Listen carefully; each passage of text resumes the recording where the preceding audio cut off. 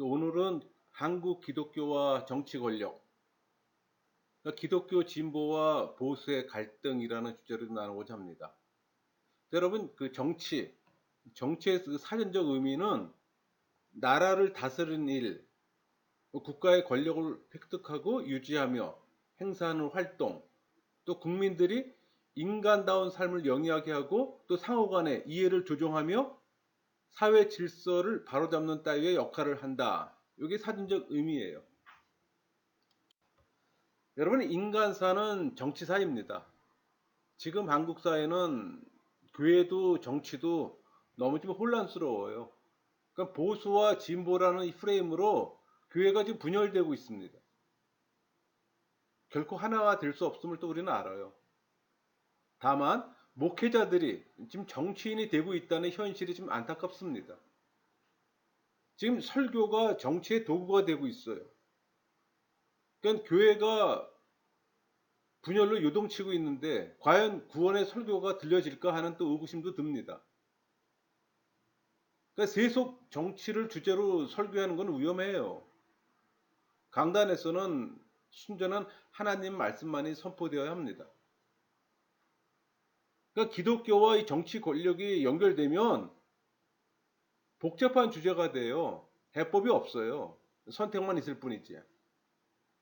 그러니까 다양한 어떤 의견으로 이 보수와 진보로 구분돼 의견의 부딪힐만 있을 뿐입니다. 여러분, 그러나 일반적인 기독교인들은 정치 참여에 크게 관심이 없어요. 한국 기독교와 이 정치 권력의 연결은 뿌리가 깊고 또 교회 이익 때문에 시작된 겁니다. 그러니까 순수성이 없어요. 또 치리 역할도 못하는 이 당회, 노회, 총회, 이 제도적 구조가 점점 지금 정치 집단으로 변화가고 있어요. 그러니까 교회 연합 단체들은 이 정치적인 목사들의 또 활동 무대가 되고 있습니다. 여러분, 성경에서 이 정치의 시작은 언제부터일까요? 그것은 태초부터입니다. 그러니까 하나님은 세상을 창조하셨어요. 그러니까 피조물을 위해 또 거주 환경을 만드시고 또 질서를 부여하고 또 그 안에서 자유롭고 풍성한 삶을 살도록 하셨습니다. 정치가 인간을 인간답게 살도록 하는 행위라고 규정한다면 아마 정치의 창시자는 하나님일 겁니다. 우리 골로새서 1장 16절 말씀 볼까요? 만물이 그에게 창조되되 하늘과 땅에서 보이는 것들과 보이지 않는 것들과 혹은 왕권들이나 주권들이나 통치자들이나 권세들이나 만물이 다 그로 말미암고 그를 위하여 창조되었고, 그렇게 말씀이 증거하잖아요. 그러니까 솔직히 정치에 관련해 뭐 침묵하거나 양비론을 택하면 편합니다. 또 어떤 목사들처럼 그냥 기도만 하자고 해도 편해요. 근데 말을 하려면 너무나 복잡합니다. 왜? 많은 범주를 생각해야 하기 때문에. 또 바른 말을 해도 정치 문제는 비난을 받아요. 항상 대적 관계가 있잖아요. 그래도 그리스도인이기에 성경적으로 말하는 건 필요합니다. 대신 조건이 있어요. 올바른 성경 해석이 전제되어야 합니다. 성경을 자기 주장에 맞게 해석하는 것은 바람직하지 않죠.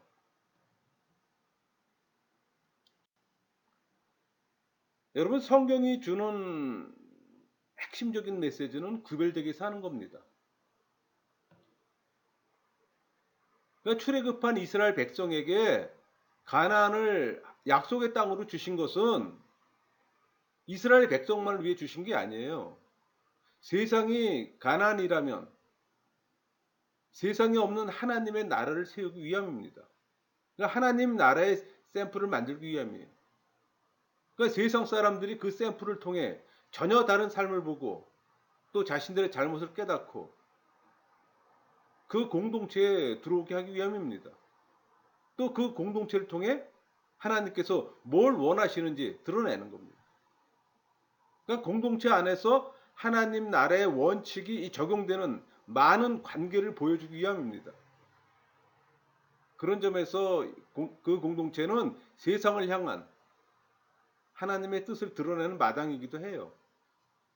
그렇다면 그 땅의 핵심은 뭘까요? 구별입니다. 그러니까 오늘 교회와 그리스도인에게 주어진 사명이기도 해요. 그러니까 세상 사람들이 바라보는 가운데 과거의 이 가나안과는 전혀 다른 사회를 세우는 겁니다. 그게 교회예요.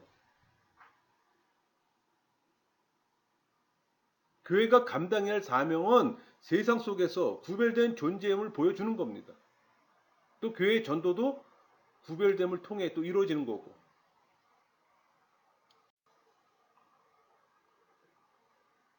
아브라함을 부르신 목적은 아브라함의 후손들의 이 삶을 통해 이루어진다는 겁니다. 뭐 아브라함 후손이라면은 뭐 이스라엘, 뭐 오늘의 교회가 되겠죠.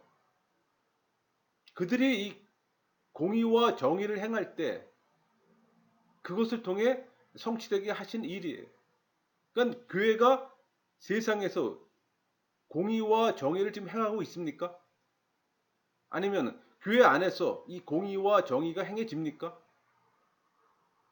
그러니까 우리가 가장 힘써야 할 일은 세상과 구별됨을 보이는 거예요. 현 상황도 여기에 적용됩니다. 그러니까 교회가 세속에서 구별된 삶으로 빛과 소금의 역할을 하고 있나? 또 선한 영향을 끼치고 있나? 또 현대 정치에서 그리스도인은 구별되어 있나? 곰곰이 생각해야 할 시간입니다. 여러분 정치에 대한 교인들의 태도는 둘로 구분됩니다. 무관심과 지나친 관심이에요. 그냥 무관심한 사람도 있지만 또 무관심해야 하는 줄로 생각하는 사람들도 있어요. 정치는 그리스도인과는 별개의 영역이라고 생각하는 겁니다. 그러나 그건 잘못된 생각이에요. 여러분 인생은 정치예요. 하나님께서 다스리지 않는 영역은 존재하지 않습니다. 또 정치는 모든 삶에 모든 것과 관련되어 있어요. 그 누구도 정치와 무관하지 않습니다. 여러분 무관심도 정치적 견해를 나타내는 표현이에요. 또 정치에 무관심한 것이 또 경건한 것도 아닙니다. 왜? 우리의 안전과 복지가 이 정치에 의해서 좌우되기 때문에.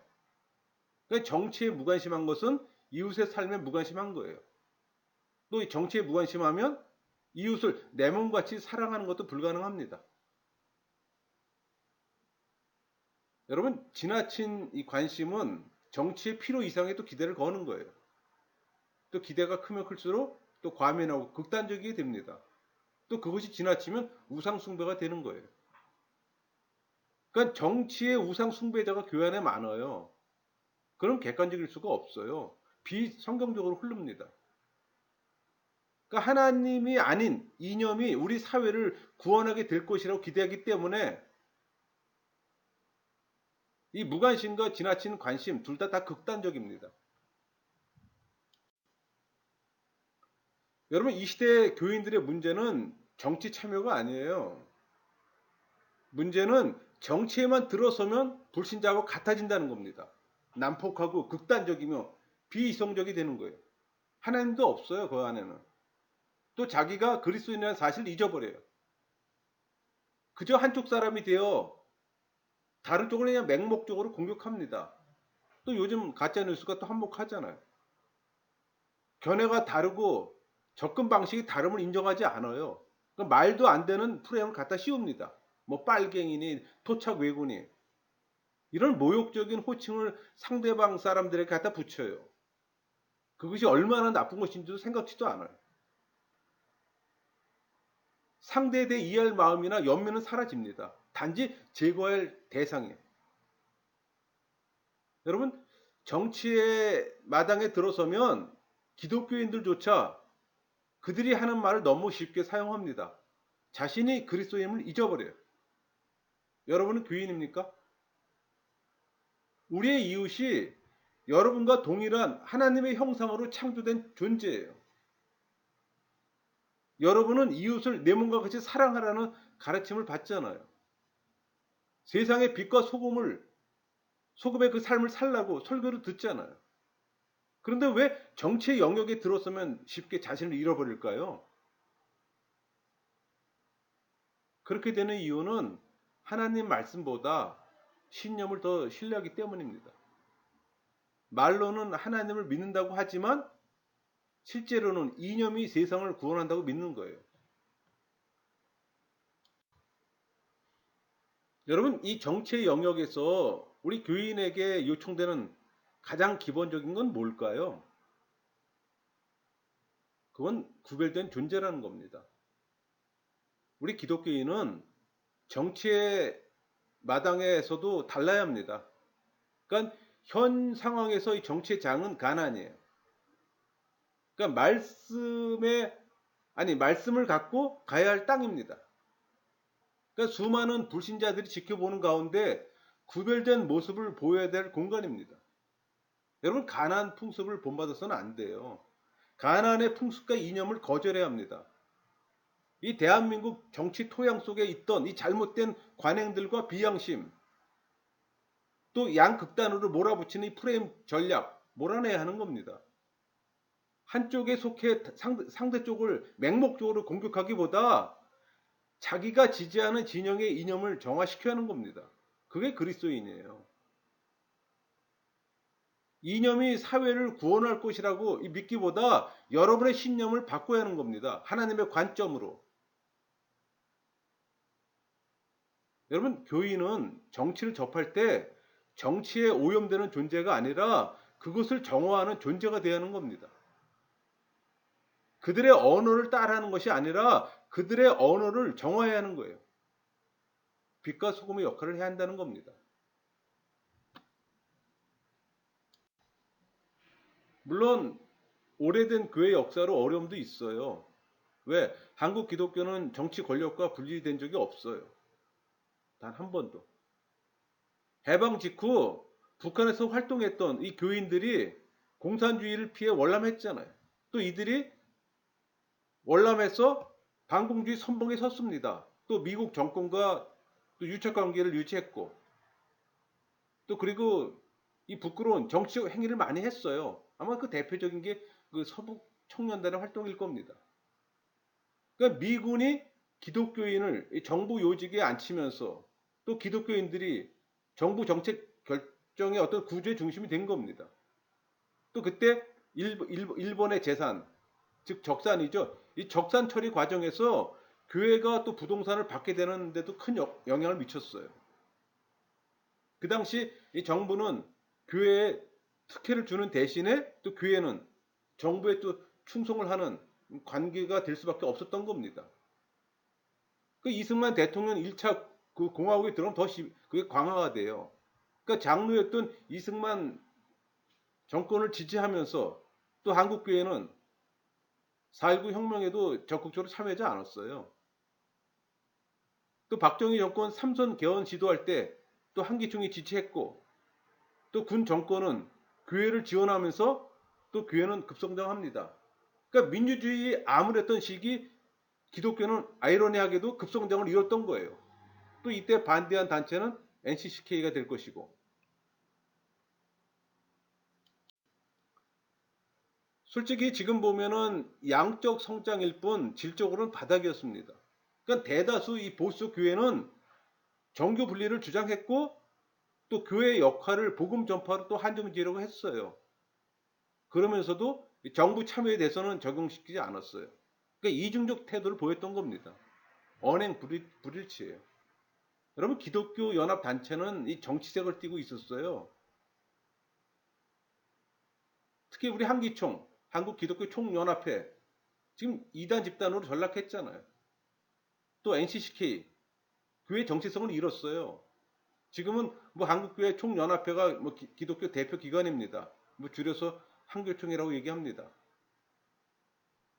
이 한교총은 한국교회 교단장 회의가 모태예요. 그렇게 해서 지금 출범한 이 한국교회 교단 연합 기관이에요. 명실공히. 현재 개신교계 전체에 대한 이 대표성을 또 확보하고 있습니다. 또 한국의 주요 대형 교단 대부분이 여기 또 회원으로 가입돼 있고. 그러니까 이 교단의 규모는 한국 개신교인 수의 한 95%에 해당이 됩니다. 그러니까 한기총에서 탈퇴한 대규모 교단이 여기 가입돼 있는 거예요. 또 그리스도인은 사회 정의 실현을 위해서는 또 현실 정치에 또 관심을 가져야 합니다. 그럼 바람직한 이 정치 관심의 자세는 뭘까요? 그러니까 무비판적 맹종이 아닌 이 말씀과 양심에 따른 선장 역할입니다. 그러니까 사회 정의 실현을 위해서 정치인들이 올바로 정치하도록 현실 정치에 관심을 가져야 하는 거예요. 여러분, 정치에 무관심하면은 가장 피해를 보는 건 약자입니다. 소수 약자들이 피해를 많이 봐요. 그러니까 교인들은 하나님 나라의 가치인 이 사랑과 정의, 이 평등을 위해 정부를 향해서 양심의 소리를 또 내야 되는 거고, 또 선거에 적극 참여해서 이 잘못된 정치를 또 투표로 심판해야 합니다. 그래서 투표는 필수예요. 우리 구약 시대 선지자들이 잘못된 길을 가는 왕을 꾸짖었던 것처럼 또 바른 소리를 내고 투표를 통해 권리를 행사해야 합니다. 평상시에 정치에 대해서 많이 논하면서 투표 안 하는 사람, 그런 사람들 있잖아요. 그런 사람들은 정치에 대해서 논하면 안 되는 겁니다. 여러분, 인간을 하나님의 형상으로 따라 지으셨고 또 그 형상에 부합한 삶이 또 무엇인지를 규정하고 또 명령하시고 또 그 규정에 따라 살 수 있도록 실제적 능력도 허락하셨어요. 그러니까 하나님의 정치 행위는 정당했습니다. 또 효율적이고 또 완전했어요. 하지만 이 정치 질서는 인간의 죄로 말미암아 파괴되었죠. 그러니까 최초의 죄는 하나님의 통치를 인정하지 않고 자기 질서를 창조하려 했던 인간의 시도였던 겁니다. 근데 여러분, 이 시도는 그 질서에서 누릴 수 있는 권리를 상실했어요. 그런데도 하나님은 포기하지 않으시고 인간을 통치하고 보호하는 그 일이 계속해서 지금 행해지고 있는 겁니다. 여러분, 인간 사회는 이 하나님의 법과 인간 스스로 만든 법이 두 가지 질서가 공존해요. 근데 이 구조는 우리가 살고 있는 현대까지 이어지고 있는 겁니다. 여러분, 정치 형태는 시대가 지나면 변해요. 그러나 그 안에 대립하고 있는 가치는 결국 진리, 비진리 두 개뿐입니다. 우리 사무엘서 그 8장을 보면은 하나님이 이 세상에 그 정치 지도자를 세우신 이유가 나옵니다. 원래 그 하나님은 피조물의 왕이잖아요. 또 바른 통치를 하기를 원하셨어요. 하지만 인간이 또 하나님의 통치를 거부하고 자신들을 다스리고 통치할 눈에 보이는 지도자를 요구했잖아요. 또 하나님은 그들이 스스로 다스릴 수 있는 어떤 정치적 구조를 또 허락하셨습니다. 그게 왕정 제도예요. 처음으로 그들에게 왕정이라는 이 정치 체제가 공식적으로 허락된 겁니다. 그러니까 이스라엘에게 이 왕정 통치를 허락하실 때 그 구조 안에서 감수해야 하는 백성들의 어려움에 대해서도 경고하셨어요. 그러니까 정치 구조 안에서 행복하게 살 수 있는 구조는 애당초 불가능한 겁니다. 근데 백성들은 국가 구조에 또 순응해 세금을 내고 또 부여된 의무를 또 해야 되는 거고, 그렇게 하면 이 체제 안에서 이스라엘은 군사적 안정과 보호를 보장받을 수 있는 겁니다. 그러니까 지도자를 담당하는 상부 구조와 지도자를 요구했던 하부 구조 간의 거래가 성사되었다고 말할 수 있어요. 그렇다고 해서 뭐 하나님께서 정치 지도자를 마음대로 해도 된다고 내버려 두신 건 아닙니다. 그러니까 정치 지도자가 불완전하더라도 그들이 할 일과 해서는 안 되는 일에 경계를 주셨던 거예요. 그래서 성경은 지도자가 추구해야 하는 이 정치적 가치를 이야기합니다. 그게 바로 공평과 정의의 실현이에요. 여러분, 공평과 정의에 해당되는 히브리어는 미시파트 제데크입니다. 그러니까 심판과 공의를 번역되는데 이 단어들의 의미를 살펴보면은 하나님이 정치 지도자를 통해서 관철하기를 원하시는 가치를 알 수가 있어요. 그게 미시파트, 심판하다는 의미를 갖고 있어요. 그러니까 외부적 어떤 환경의 구애됨이 없이 엄밀하게 심판한다는 맥락에서 사용됩니다. 그러니까 외형이 아닌 행위와 사실에 입각해서 정확하게 심판하는 걸 가리킵니다. 억울한 사람이 없도록 또 법을 행하고 제도를 정하는 또 행위를 포함합니다. 우리 열왕기상 10장 9절에 이 두 개 잘 나오잖아요. 당신의 하나님 여호와를 송축할지로다. 여호와께서 당신을 기뻐하사 이스라엘 왕 위에 올리셨고 여호와께서 영원히 이스라엘을 사랑하심으로 당신을 세워 왕으로 삼아 정의와 공의를 행하게 하셨도다 하고. 여러분 우리 또 이 그 시편 58편 1절 통치하더라 너희가 정의를 말해야 하거늘 어찌 잠잠하냐 인자들아 너희가 올바르게 판결해야 하거늘 어찌 잠잠하냐. 이 정의 의롭다는 의미로 표현됩니다. 그러니까 이 단어는 하나님께 대하여 사용될 때 하나님을 향한 충성의 태도를 나타내고 또 이웃을 올바른 관계를 맺는 그런 의미로 사용되는 거예요. 제텍, 히브리어 제테크죠. 이 말은 이웃을 참소하지 않고 함부로 회방하지 않는다는 의미예요. 그러니까 참으로 의로운 사람은 어려운 사람을 불쌍히 여기고 그를 돕는 사람을 그런 의미예요. 그러니까 이 공의를 행한다는 것은 단지 뭐 불의를 보고 참지 못하는 것만을 의미하는 게 아니에요. 이것은 다른 이들의 어려운 처지에 대한 궁유를 포함합니다. 그러니까 미시파트와 제테크, 그러니까 차별 없이 모든 사람에게 공정하게 이 법이 집행되는 것과 또 의로운 가치를 추구하며 또 의로운 삶을 추구하는 것은 이 정치하는 사람이 마땅히 행해야 할 의무로 또 정해진 가치입니다. 이게 하나님께서 주신 경계예요. 정치의 경계. 그러니까 이것은 정치할 때 타협하지 않는 기준이 되는 겁니다. 여러분 정치는 이 통치 구조 아래 있는 사람들이 인간답게 살도록 하는 통치 기술입니다. 그러니까 타락한 인간의 질서가 아닌 하나님의 질서 안에서 풍성한 생명을 누리도록 돕는 행위라고 할 수 있어요. 또 이를 위해 추구할 것은 공평과 정의이고. 그러니까 이 공평과 정의가 정치의 핵심이에요. 그러니까 문제는 이 불신자와 종교인의 영역에서는 불가능하다는 겁니다. 여러분 공평과 정의가 핵심인 사법체계 안에서도 지금 안 이루어지고 있잖아요. 근데 어떻게 정치 영역에서 이루어질까요? 어려운 얘기죠. 여러분 신앙인은 하나님의 뜻을 행하고 또 순종하는 삶을 살고 뜻이 또 이 땅 가운데 임하도록 구하는 삶을 사는 사람들이잖아요. 그러니까 정치를 바라보는 그리스도인들은 이 땅에서 명백한 목적을 갖고 있다는 점에서 또 정치적입니다.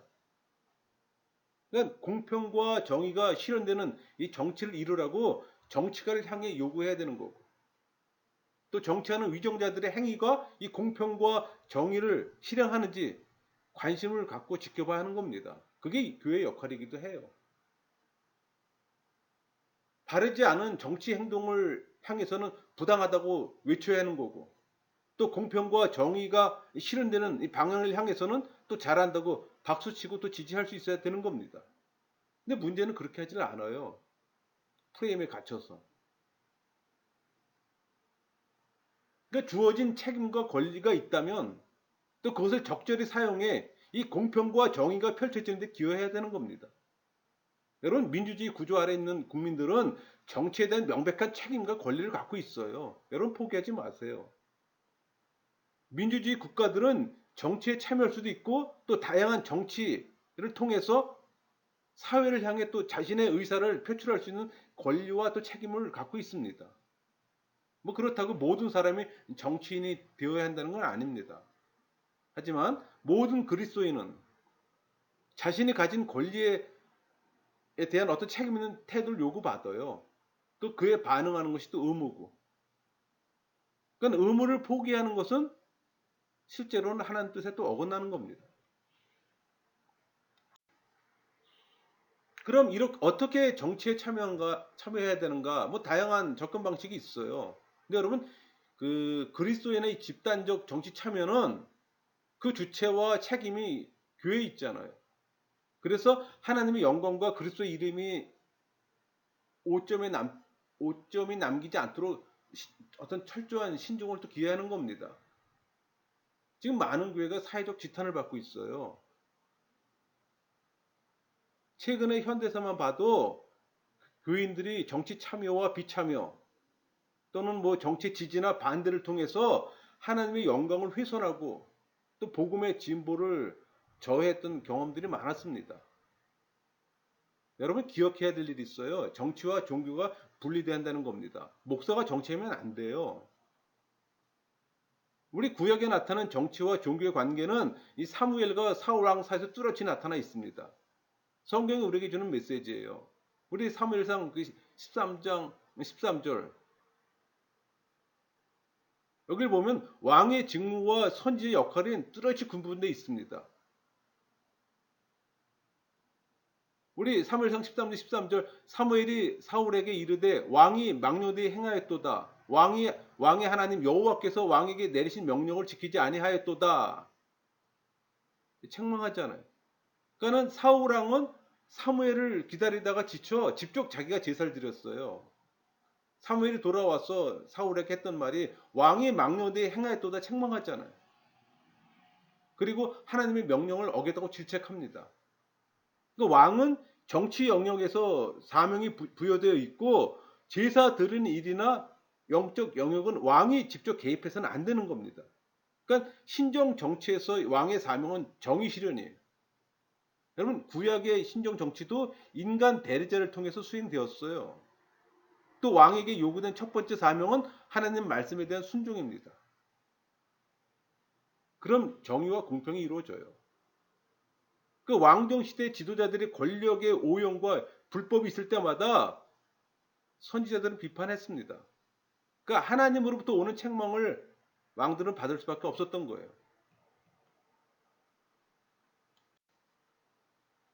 여러분 이 정치적 권위가 백성으로부터 나오는 게 아니라 하나님께로부터 나온다고 성경은 말합니다. 사도 바울이 로마서 13장 1절 각 사람은 위에 있는 권세들에게 복종하라. 권세는 하나님으로부터 나지 않음이 없나니 모든 권세는 다 하나님께서 정하신 바라. 그러니까 사도 바울이 이 사람은 누구나 위에 있는 이 권세에 복종할 거 말합니다. 그러니까 사도 바울은 이 국가 권력의 기초를 하나님에서 그 근거를 찾았어요. 비록 타락한 세상일지라도 세속 정부도 하나님의 정의와 질서를 수행하는 도구가 될 수 있다는 겁니다. 우리 예수님 마가복음 12장에서 12장 17절을 볼까요? 이에 예수께서 이르시되 가이사의 것은 가이사에게 하나님의 것은 하나님께 바치라 하시니 세금 바치는 이야기에서 우리에게 기본적인 가르침을 줍니다. 그러니까 예수님은 이 동전을 통해서 황제와 로마 황제죠. 로마 황제와 하나님의 대립이 일어날 때 양자택일의 문제에 직면할 때는 그 기준이 하나님이 된다는 걸 가르쳐 줍니다. 그러니까 정치와 신앙의 갈등에는 하나님에 대한 책임이 국가적인 권력보다 우선이에요. 그 로마 카톨릭은 성경보다 교황에게 우선권을 주기 때문에 우리 개혁교회에서는 이단시 하잖아요. 여러분 예수님은 그 팍스 로마나 이 정치적인 시대에 사셨습니다. 그러나 이 정치적 참여를 위해 어떤 정치적인 이슈를 말씀하거나 폭력적인 말씀을 폭력적인 어떤 방법을 사용하지 않으셨어요. 여러분 성경을 자세히 보세요. 또 데모를 주동하지도 않으셨어요. 선동하지도 않았고. 예수님의 관심은 현상적인 정치 문제 해결이 아니었어요. 가장 근본적인 죄의 문제 해결을 통해 하나님의 사랑과 공의를 이루시고 또 영원한 생명을 주셨던 겁니다. 여러분 메시아 왕국은 세속 정치의 어떤 겉멋을 수가 없어요. 그러니까 교회 지도자들은 이 정치적인 이슈를 포함한 모든 일에 대해 성경적 원리로 견해를 말할 수 있어야 되는 겁니다.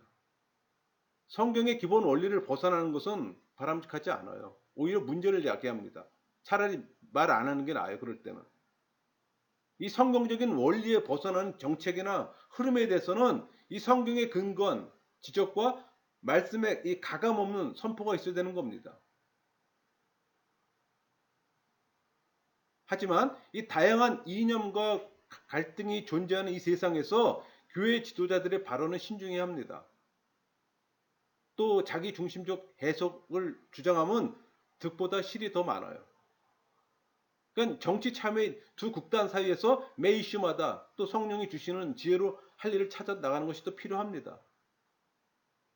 그러려면 목사도 성령의 내주하심을 경험해야 되는 거고, 또 성령의 인도하심을 받기 위해 또 성령의 내적 음성 듣기가 생활에 돼야 되는 겁니다.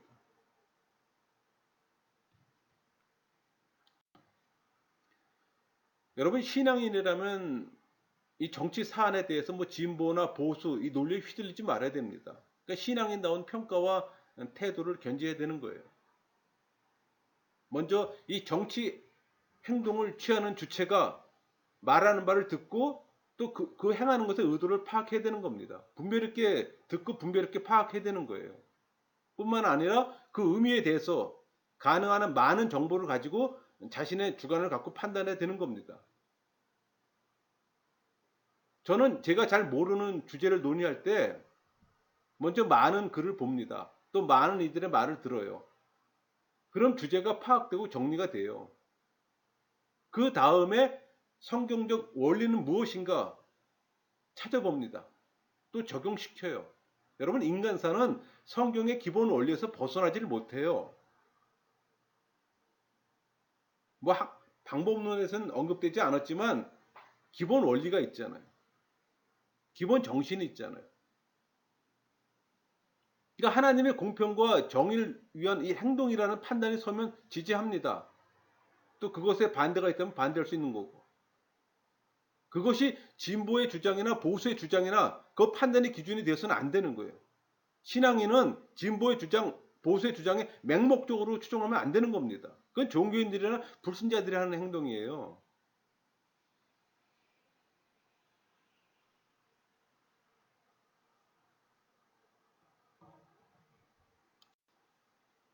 여러분, 윤리와 상식이 없는 종교인들이 많아요.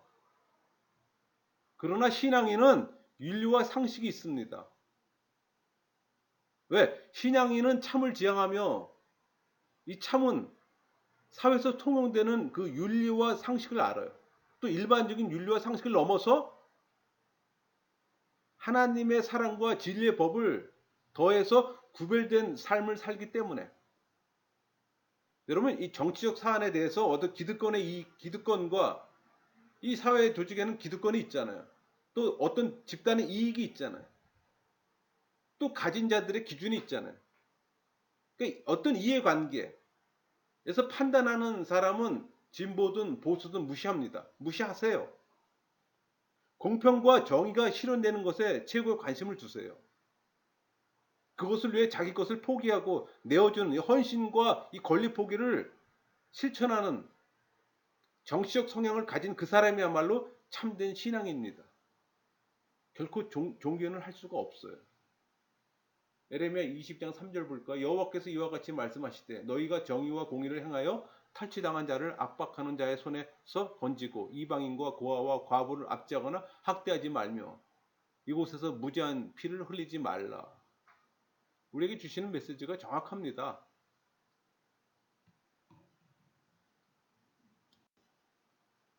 여러분, 세상 역사는 종교와 정치 권력의 결탁으로 점철되어 있어요. 또 현대 정치에서 종교와 정치의 관계는 조금 다른 모습으로 나타나고 있습니다. 그러니까 종교의 자유에 기초를 둔 이 정교 분리제를 채택하고 있어요. 어느 종교를 믿든 자유입니다. 그러나 국가 권력의 도구가 되어서는 안 된다는 원칙이 있어요.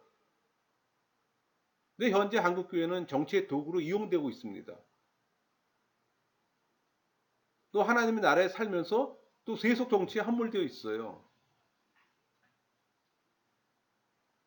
그러니까 교회와 이 정치 권력의 유착은 두 가지 문제를 초래합니다. 하나는 교회 내부의 반발이에요. 교단 내에서도 서로 다른 정당을 지지하는 교인들이 많이 있잖아요. 그러니까 이들의 의사를 무시하고 특정 정당을 지지하는 것은 그들 모두를 기만하고 모욕하는 행위입니다. 바보 취급하는 거예요. 또 하나, 공직선거법이 금지하는 사전 선거 운동에 해당돼요. 그러니까 특정 정당의 지지를 표명하고 구체적인 가이드라인까지 언급하는 것은 사전 선거 운동에 해당됩니다.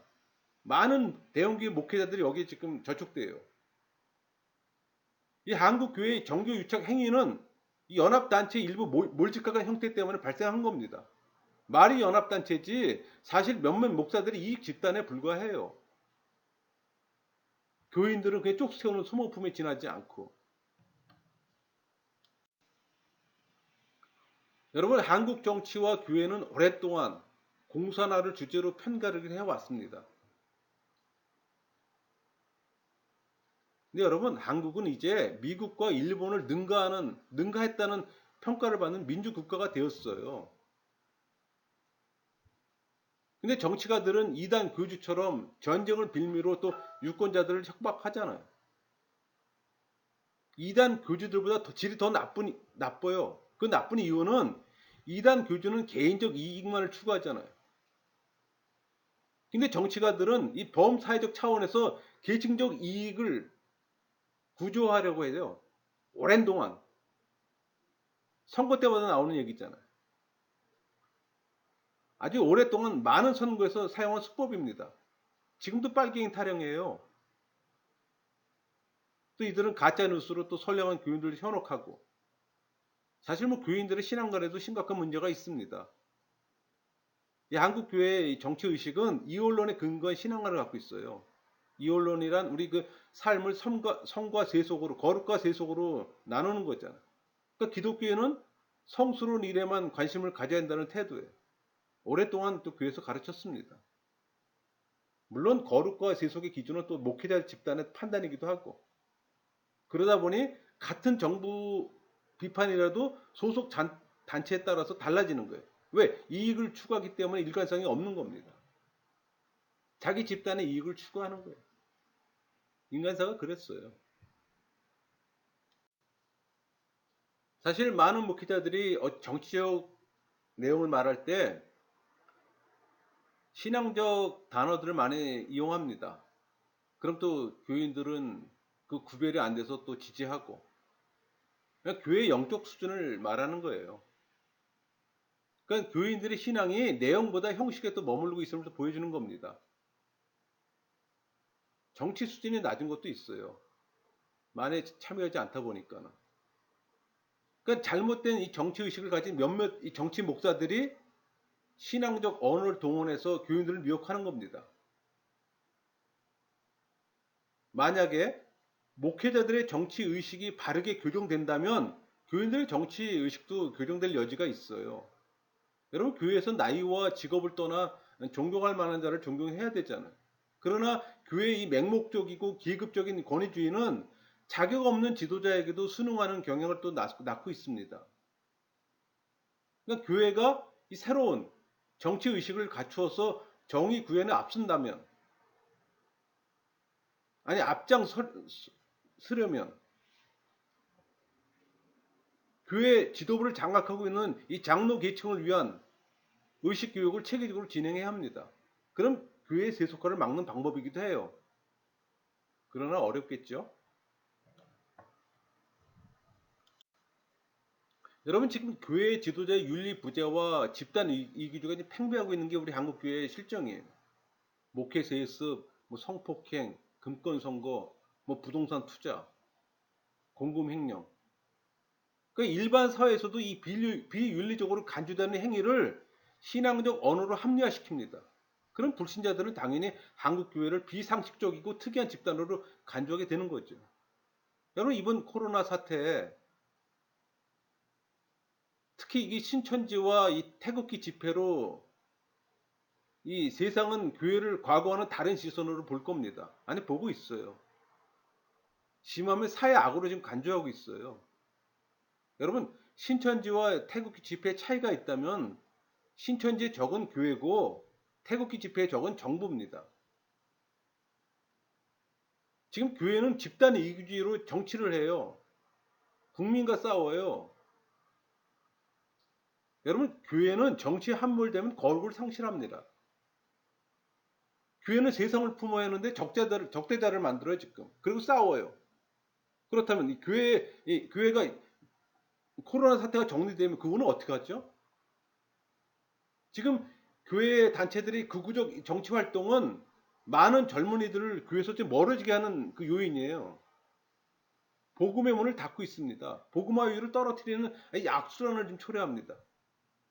한국교회 모두 섬으로 이사 갈까요? 지금 코로나로 인해 교회는 스스로 기독교의 몰락을 좀 앞당기고 있어요. 가장 안타까운 부분입니다. 교회가 세상을 품고 세상의 선도 역할을 해야 되는데 오히려 스스로가 기독교를 몰락시키는 그 일에 앞장서고 있어요, 지금. 여러분, 이 땅에서 하나님 나라의 정치는 하나님의 성품인 인애와 공평과 정직의 실천을 추구하는 다양한 방법 안에 있는 겁니다. 문제는 신앙 훈련이 되어 있지 않은 사람들의 신앙관입니다. 교회 공동체 이익에 관련된 것을 이 신앙적인 말로 포장하는 경우가 많습니다. 한 발 더 나아가 종교 탄압을 이유로 정보를 지금 압박해요.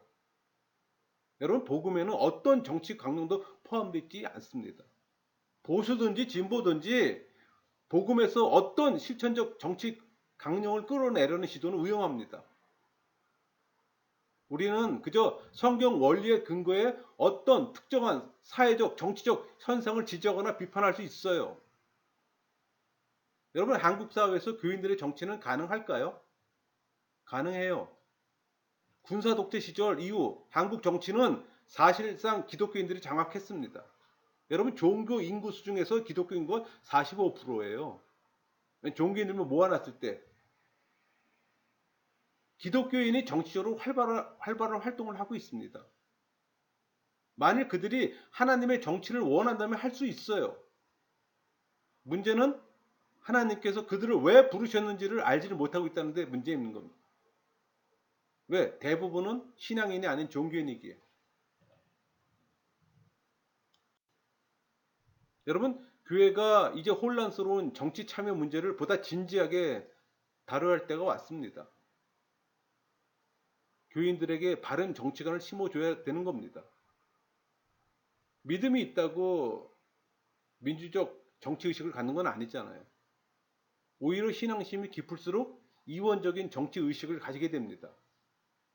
그리고 또 목사들이 모든 것을 다 알고 있다는 교만과 또 교회는 거룩하다는 착각에서 벗어나야 돼요.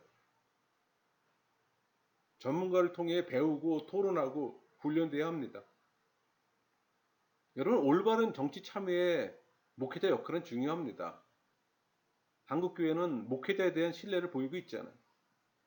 그러니까 교인들의 정치의식을 최대한 빠르게 교정하기 위해서는 무엇보다도 목회자들의 설교 내용이 중요한 겁니다.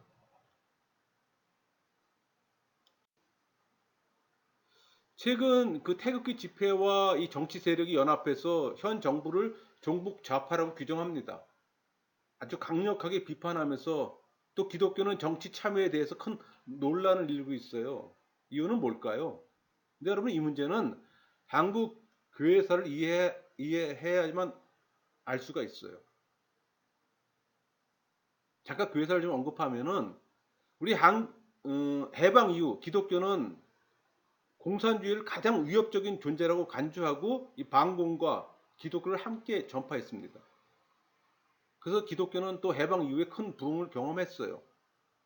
우리 여러분들이 잘 알고 있는 그 1970년대 대규모 집회를 통해 또 절정에 이르렀습니다. 군부 독재 시절 기독교는 또 민주화운동에 또 가담했어요. 또 대다수의 한국 기독교는 공산주의 위협을 더 크게 강조했고, 이런 보수적인 기독교는 2000년대에 들어와 이 보수적인 정권이 탄생하는 데 또 큰 기여를 했습니다. 또 한국 기독교와 보수 정권은 연대해서 또 한국 사회를 이끌었고, 흔히 정치를 생물이라고 얘기합니다. 근데 이 말은 정치는 어떤 살아 움직이는 어떤 현실을 반영하고 있는 것이기 때문에 뭐 어떤 한 가지 고정적인 틀로 설명하기는 어려워요. 이 말은 교회의 정치 참여 문제에도 적용됩니다. 그러니까 기독교가 어떤 형식으로 정치와 관계를 맺는가 하는 것은 기독교가 어떤 환경에 처해 있는가를 보면 알 수가 있어요. 여러분, 해방 이후에 기독교나 특이한 상황에 처해 있습니다. 그러니까 해방 이후에 기독교 인구의 60% 이상을 점유하고 있던 북한에는 기독교를 반대하는 소련군이 진주했고, 남한에는 기독교를 기반으로 미국이 주둔했어요. 그러니까 이런 상황에서 북한의 기독교와 남한의 기독교는 각기 다른 행동을 합니다. 그러니까 해방 직후 북한의 기독교는 아주 매우 강력한 힘을 가지고 있었어요. 그러니까 해방 직후 북한에 만들어진 이 건국준비위원회, 뭐 평양북도, 평양남도, 그리고 황해도 기독교인들이 주도를 했습니다. 서북 지역이 되는 거죠. 그러니까 이들은 미국의 진주를 기대했고, 또 이들과 함께 민주주의 국가를 만들려고 했어요.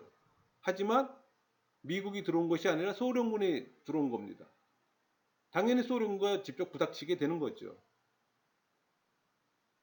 그래서 평양북도 사회민주당, 그러니까는 소련군과 싸우기 위해서 기독교 정당을 만들게 된 겁니다.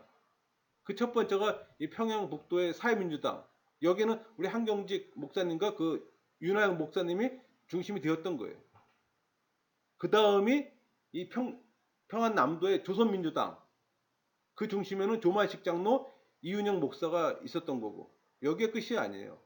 1946년에는 기독교 또 자유당이 만들어지고, 또 이것은 북한의 공식 기독교 단체인 장로교 이부고도 노예와 감리교의 서부연회가 또 교단적 차원에서 만든 당이에요. 사실 이것은 정교 분리를 부정한 한국 기독교의 정치 참여입니다. 그러니까 공산주의 위협 아래 이 북한 지역 기독교는 기독교 신앙을 위해 공산주의와 맞서는 정당을 만들 필요를 느꼈던 겁니다. 그래서 정치 행동을 했던 거예요. 특히 기독교 자유당은 이 지역의 공식 기독교단이 만든 당이라는 점에서 주목해야 합니다. 그러니까 이들에게는 이 정교 분리라는 것은 정치가 종교의 자유를 보장하는 범주 아래 가능한 것이지, 종교의 자유가 없는 현실에서는 기독교가 정당을 만들어 여기에 강력하게 맞서야 한다는 것이 이들의 생각이었어요. 당시 북한에서 공산당에 맞설 수 있는 가장 강력한 세력이 기독교였습니다. 그러니까 해방 직후 남한에서의 기독교는 북한과는 전혀 다른 상황이었어요. 그러니까 남한에는 미군이 주둔했고, 또 미군은 미국 유학 출신 기독교인들에게 함께 정부를 만들어 가자고, 남한의 민주주의 국가를 건설하자고 요청했어요. 또 거기에 부응하고. 그러니까 남한의 기독교는 1945년 당시 그 남한의 기독교를 대표하는 남부대에는 공식적으로 임시정부를 지지했습니다. 그러니까 이것은 한국 기독교가 자유의 인민공화국을 반대하고 우익의 민주공화국을 지지한다는 겁니다. 그러니까 1945년 말에 그 정동제일교에서 뭐 이승만, 김규식 이 사람들이 함께 모였습니다. 우익의 삼형수라고 해요.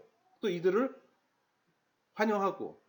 근데 이들 모두가 기독교인이에요. 하지만 이 남한의 기독교는 교단 자체로 특정한 정당을 만들지 않았어요. 오히려 기독교인들이 기존 정당에 들어가서 열심히 활동했던 겁니다. 그 대표적인 것이 김구와 이승만이 주도했던 이 독립촉성 국민회의였습니다. 그러니까 이 모임의 핵심 요인과 지방 대표들은 대부분 기독교인이었어요. 하지만 기독교 정당을 표방하지는 않았습니다. 사실 남한의 기독교인들과 이승만은 기독교의 이름으로 정당을 만들어 이 자익과 그 싸우길 원했어요. 근데 미 군정에서는 이게 반대했던 겁니다. 그래서 개별적으로 정당에 들어가 활동했던 거예요. 또 미군이 원했던 것이 그것이고. 그러니까 해방 공간에서 기독교 정당은 만들어지지 않았던 겁니다. 여러분, 한국 기독교는 오래전부터 이 정교 분리 원칙을 지켜왔어요. 근데 이것은 그 선교사들의 영향이 큽니다. 왜? 선교사들은 이 기독교를 정치 세력으로부터 보호하는 동기에서 출발했던 거예요. 교회가 정치에 휩쓸려 국가 권력으로부터 공격받을까 두려웠던 겁니다. 이런 것 것을 특별히 이 일제가 어떤 강점기에도 나타난 현상이에요. 이런 원칙은 해방 후 남한에서도 계속 지켜졌어요. 그 기독교단은 특정 정당을 만들기보다는 개인적으로 정당에 가입해서 활동하는 것을 선호했어요. 하지만 해방 후 북한처럼 기독교의 존재 자체가 위협을 받는 경우 기독교를 보호하기 위해 정당을 만들기로 대처했던 겁니다. 따라서 기독교는 원칙적으로 정교 분리를 지지해요. 그러나 경우에 따라서 이것을 넘어서서 활동하기도 합니다. 지금 태극기 집회에 참여하는 목사는 이 정교 분리의 개념이 있는지 사실 분명치는 않아요. 여러분, 대한민국 헌법 제20조 1항 모든 국민은 종교의 자유를 가진다와 2항 국교는 인정되지 아니하며 종교와 정치는 분리된다 명시되어 있습니다. 이 말은 국가는 개인의 신앙에 대해서 간섭할 수 없다는 거예요. 또 국가는 특정 종교를 어떤 정책적으로나 재정적으로 지원해서도 안 되며 또 정치와 종교는 상호 분리되어 서로 간섭하지 말아야 한다는 겁니다. 문제는 정교 분리 조항이에요. 정치와 종교, 이 분리. 그러니까 군부 독재는 기독교인들의 민주화 운동은 정치 행위로 봤습니다. 그래서 정교 분리 원칙이 어긋난다고 주장했어요. 반면에 기독교 진보 집단은 민주화 운동은 자신들의 종교적 신념을 표현하는 것이기 때문에 정부가 이것을 방해해서는 안 된다는 거예요. 그러니까 정부가 종교의 자유를 침해한다고 주장하는 겁니다. 서로 보는 각도가 틀리죠? 그러니까 태극기 집회의 이 기독교 보수 집단은 자신들이 해방 직후 공산주의가 싫어서 월남했잖아요. 또 6.25 전쟁 당시 이 공산군들이 보였던 기독교에 대한 적대감을 잘 알고 있어요. 우리 앞 세대는 아직까지는 경험했던 세대잖아요. 그러니까 기독교 보수 집단에게 정부가 북한에게 관대한 태도를 보이는 것은 수용하기 어려운 거예요. 왜? 과거 공산주의 지배를 자꾸 생각나게 하는 것이기 때문에. 그래서 이런 염려 때문에 많은 이들이 태극기를 들고 집회에 나가서 대한민국의 정체성을 말하는 겁니다. 안보를 외치는 겁니다. 그러니까 기독교 보수 집단에게 이 태극기 집회에 참여한 건 나름 애국운동이에요. 그러나 반대 입장에서는 현실성 없는 시대착오적 행동으로 보는 겁니다. 이 또한 선택은 각자예요.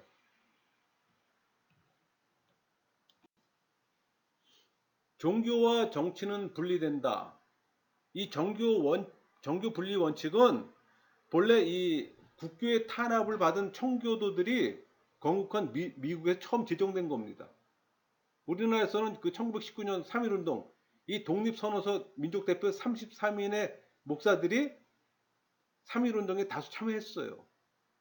또 해방 이후 이 정권을 잡은 자유당에도 개신교 인사들이 다수 참여했습니다. 그러니까 영락교회를 창립한 이 한경직 목사는 해방 직후 기독교 사회민주주의 정당을 또 만들어서 활동한 이력도 있습니다. 또 2004년도에는 개신교 우파의 주류, 그러니까 조용기, 김준곤, 김정은, 김홍도 목사가 또 기독당을 만들고 2011년에는 또 한국기독당이 창당됩니다. 그러니까 개신교가 현실 정치에 개입했던 건 엄연한 사실이에요. 그러니까 기독교가 정치에 적절하게 참여할 수 있다는 주장입니다. 또 그것이 그리스도인의 소명이기도 해요. 그러나 그리스도인의 정치 참여에는 한계가 있어요. 이 복음 정치화가 내포하는 위험을 알아야 하는 겁니다.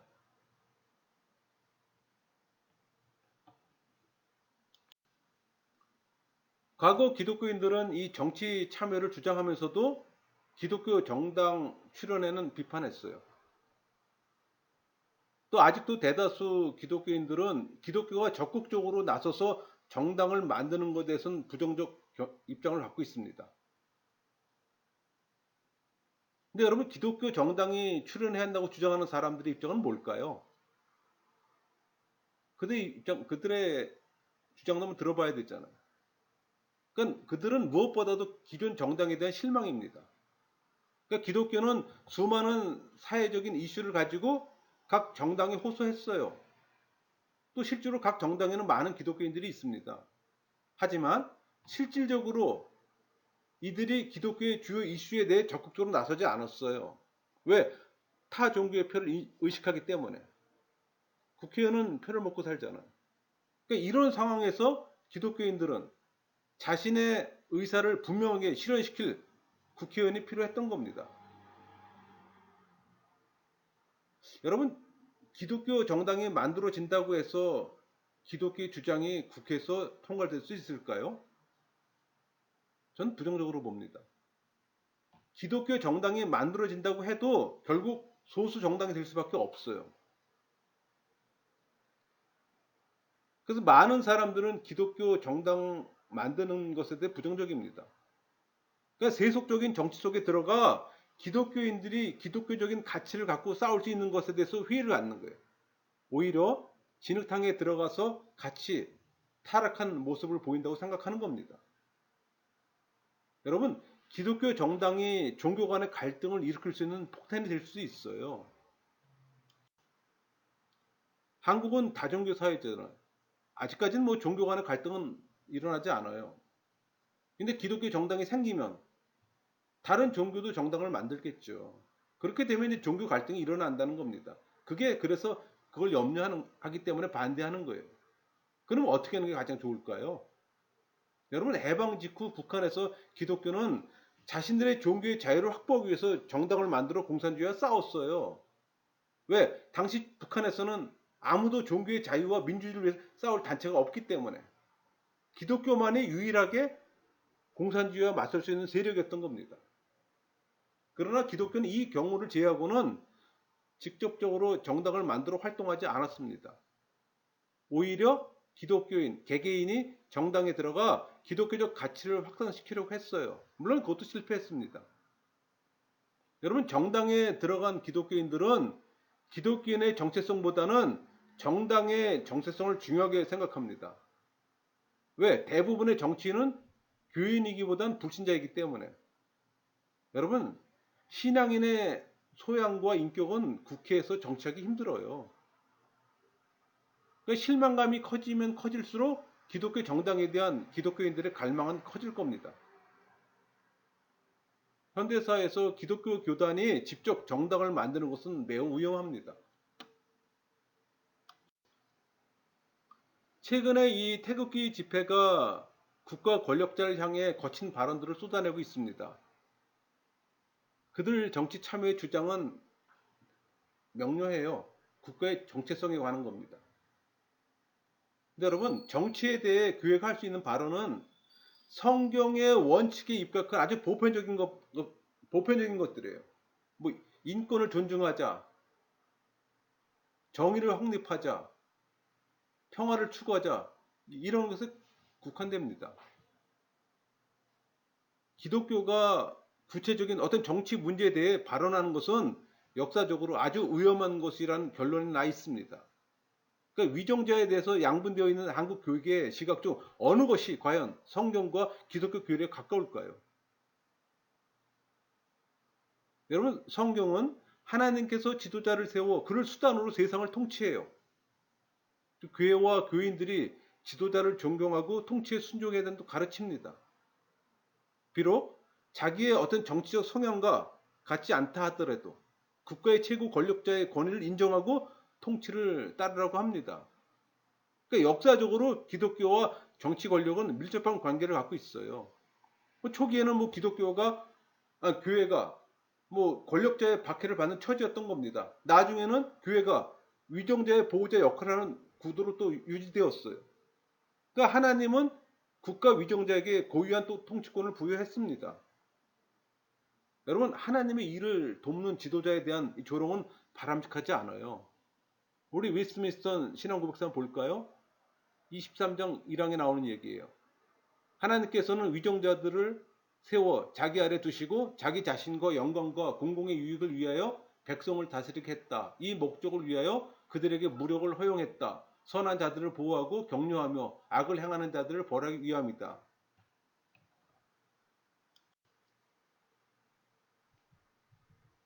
기독교인이 공직자로 임명되어 공직을 수행하는 것은 적법합니다. 또 개혁주의는 기독교인의 정치 참여와 공무 수행을 또 권장해요. 그러니까 기독교인은 나라의 건전한 법률에 따라 경건, 공의, 평화를 유지할 의무가 또 있어요. 그러니까 공직자는 필요한 경우에 무력을 사용할 수도 있고 전쟁을 일으키는 것도 정당해요. 여러분, 기독교는 정교 분리의 원칙을 표방합니다. 국가나 국법이 교회를 간섭하거나 허락 또는 방해하는 것은 부당합니다. 그러니까 신앙의 문제에 대해 간섭하지 않아요. 어느 한 교파를 다른 교파보다 우대하지도 않아요. 모든 교육자들이 이 신성한 직책을 완전히 자유롭게 수행할 수 있도록 또 폭력의 피해를 입거나 위협을 당하지 않도록 또 보호합니다. 여러분, 교회는 위정자를 위해 기도할 의무를 갖고 있습니다. 위정자의 인격을 존중하며 조세와 공과금을 바치고 또 국법에 또 복종해야 합니다. 그러니까 위정자의 권한에 복종하는 것은 양심적인 백성들의 의무예요. 교회 생활을 하지 않거나 신봉하는 종교가 다르다는 이유로 위정자의 정당하고 적법한 권위를 인정하지 않거나 순종하지 않는 것은 부당해요. 목회자도 예외가 아닙니다. 그러니까 정상적인 교회는 신앙 고백 공동체의 어떤 고유한 영역에 충실합니다. 교회 명의로 어떤 정치적 성명서를 남발하거나 뭐 특정 정당을 지지하거나 대통령을 탄핵하거나 정치 주체 하해 운동에 가담해서는 안 되는 겁니다. 정부의 조언을 하더라도 겸허하게 해야 되는 거예요. 정치 발언을 해야 하는 아주 특별한 경우에도 적절한 방식을 따라야 되는 겁니다. 그리스도인 개인도 마찬가지예요. 자기에게도 교회도 유익하지 않은 인신공격, 뭐 거친 발언, 저급한 욕설, 뭐 과격한 집단 행동, 극단적인 구호 외침 바람직하지 않아요. 여러분, 이번 태극기 집회가 준 피해는 한국 기독교에 나쁜 영향을 줬어요. 아마 어떤 이유로도 해명하기 어려울 겁니다. 여러분, 기독교와 정치의 관계는 역사적으로 매우 복잡한 주제입니다. 그러니까 교회사를 통해서 볼 때 이 기독교와 정치의 관계를 보면 합의보다는 불일치의 역사예요. 그러니까 현실 정치에서도 기독교 우파와 좌파 사이에 또 불일치의 근원이 되고 있잖아요. 여러분, 세속 정치에 보수 진보가 있듯이 기독교 교계에도 우파 좌파 무정부주의 세 가지 입장이 존재합니다. 신학계에서도 보수와 진보로 또 양분돼 있어요. 그러니까 생각은 하나가 될 수가 없습니다. 인간 사회에서. 그걸 인정하는 게 편해요. 선택만 있을 뿐입니다. 이 기독교계의 세 진영은 성경의 특정 구조를 강조하면서 각각 자기의 정치적 견해를 또 정당화시킵니다. 기독교 우파는 로마서 13장 1절부터 7절 말씀을 근거로 해요. 그러니까 하나님이 사회 질서를 유지하는 주된 도구로 국가를 성화시켰기 때문에 크리스찬은 국가를 지지해야 하고 또 요청받게 되면 또 칼을 휘둘러야 된다고 해석합니다. 그럼 기독교 좌파는 우리 사도행전 2장 44절 45절을 근거로 해서 이상적 사회는 기독교 사회주의에 기초한다고 또 해석을 하고, 또 기독교 무정부주의자들은 산상수훈 마태복음 5장 갖고 또 자기 주장을 피력합니다. 그러니까 기독교 이 무정부주의는 폭력과 저항을 반대해요. 그러니까 평화를 추구하는 겁니다. 여러분, 정치에 대한 이 다양한 입장이 존재하는 상황에서 좋은 정치를 한마디로 정의하는 것은 크리스찬의 개인의 어떤 주관적 편견이나 가치 이념, 관점이 들어갈 수밖에 없어요. 그래서 논쟁이 되는 겁니다. 여러분은 어느 쪽입니까?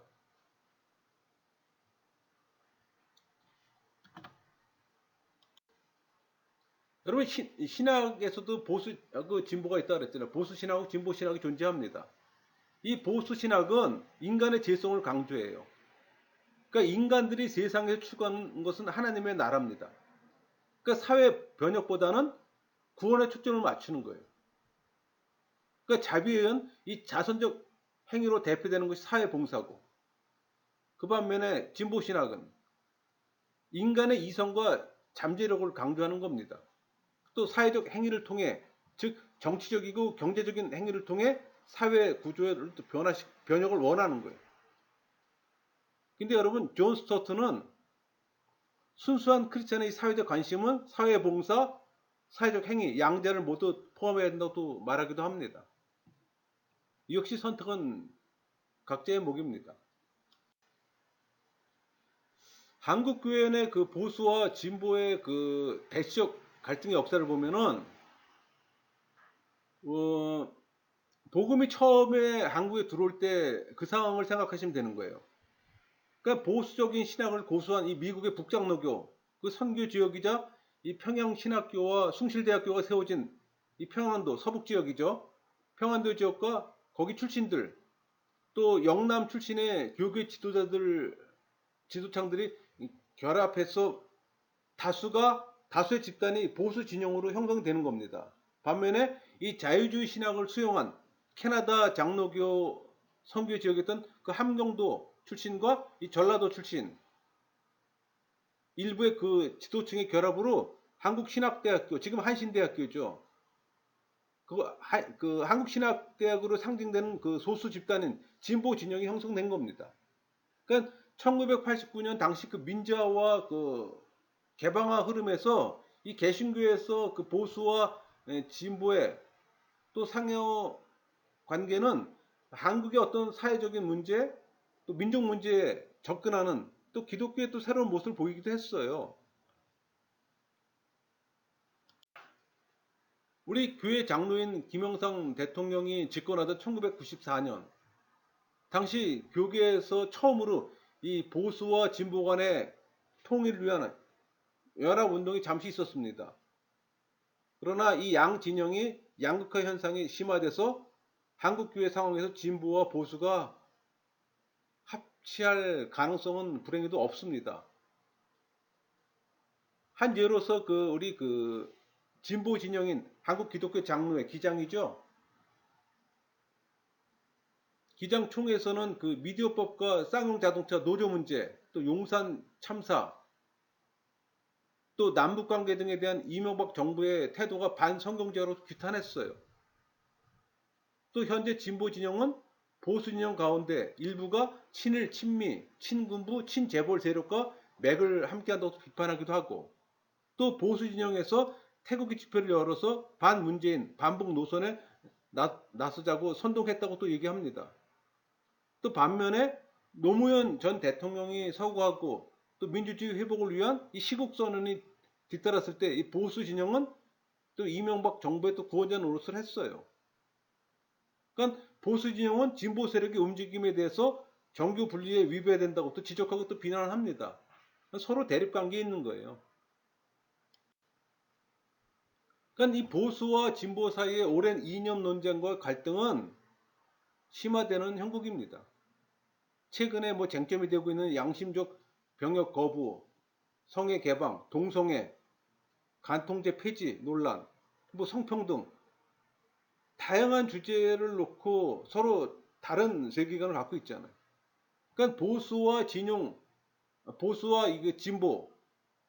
이 크리스천 간에는 대립과 갈등이 날로 심화될 수밖에 없어요. 한 예로서 이 동성애에 대한 일부 젊은 세대와 이 개혁 세력의 수용적 태도와 또 이해가 커지고 있는 가운데, 우리 종교계에서는 유독 개신교계에서는 보수와 진보 그룹으로 이 찬성과 반대로 나뉘어서 또 동성애에 대한 또 확연한 의견 차이를 갖잖아요. 그로 인해 또 갈등은 또 증폭되고. 그러니까 보수와 진보는 본래 어떤 신학적 차이와 지역주의로 발생했습니다. 시작은. 그런데 최근에 와서는 이 양 진영이 신학적, 지역적 차이를 넘어서 이념적, 정치적, 윤리적, 문화적, 경제적 입장에서 대조적인 관점을 보이는 거예요. 당연히 대치가 심화될 수밖에 없죠. 그러니까 기독교 보수는 이 정치적인 견해로 낙태, 동성애, 이 공교육을 성경적 관점에서 찾으려고 합니다. 성경에서 로마서 13장이 가장 밀접한 말씀이 되겠죠. 근데 기독교 보수는 국가를 지지하고 또 사회 질서를 유지하기 위해서 정부 권력이 필요하다고 또 인정해요. 또 기독교 진보는 사도행전에서 그 성도들이 물건을 서로 공동으로 유통하는 것을 또 원리를 찾고, 그러니까 기독교 사회주의가 여기에 또 근거를 두는 겁니다. 사실 한국교회의 올바른 정치 참여가 필요합니다. 여기서 제가 잠깐 양비론의 스탠스를 좀 취해야겠네요. 여러분, 현 시점에서 기독교의 보수와 진보 모두 어떤 실추된 사회적 공신력을 회복해야 합니다. 그러기 위해서는 과거의 잘못을 또 반성해야 되고, 그 반성 후에 정치의 권력과 어떤 관계를 수립해야 바람직한가 또 깊이 또 논의해야 될 겁니다. 그러니까 종교 권력화 집단인 보수 진영은 군사 독재 정권에 협력한 것과 또 기독교 정당을 졸속으로 창당한 것에 대해서 반성해야 합니다. 또 보수적인 대형교회 목사들은 국회의원이 많이 출석하는 교회라고 자랑할 것이 아니라 정치 권력과 교회 간의 바람직한 관계가 어떤 것인지에 대한 또 책임감과 또 고민해야 되는 거고, 또 진보 진영은 민주화 운동에 참여하며 그 과정에서 희생을 치르고 온갖 고통을 당한 것도 사실입니다. 그렇지만 김대중 정권 이후 노무현 정권까지 10년 동안 현실 정치에 너무 깊게 참여했어요. 그러니까 스스로 민주화 주체 세력이라는 그런 자부심에 빠져서 자신을 객관화시키지 못한 한계를 극복해야 합니다. 그리고 과거의 잘못에 대해서 겸손하게 또 반성하는 일이 또 요구되는 거고, 보수나 진영 모두에게 이런 부분들을 생각하고 이분들을 또 반성해야 되는 겁니다. 사실 무리한 요구지만. 여러분, 존 스토트는 크리스천이 정치에 참여하는 것은 당연한 정치적 책임이라고 얘기합니다. 그러면서 크리스천의 정신을 개발해야 함을 또 강조했어요. 근데 이 크리스천의 정신을 개발하기 위해서는 쟁점을 분석하고 성경을 읽으며 또 타인들에게 귀 기울이고 또 기도하면서 행동해야 된다고 주장합니다. 여러분, 교회가 정치에 참여하는 것은 때로는 위험한 것이면 또 문제가 됩니다. 그 이유는 이 전문화된 현대사회에서 교회가 해당 쟁점이나 정책에 대해서 요구되는 전문성이 없어요. 그렇기 때문에 그러는 겁니다.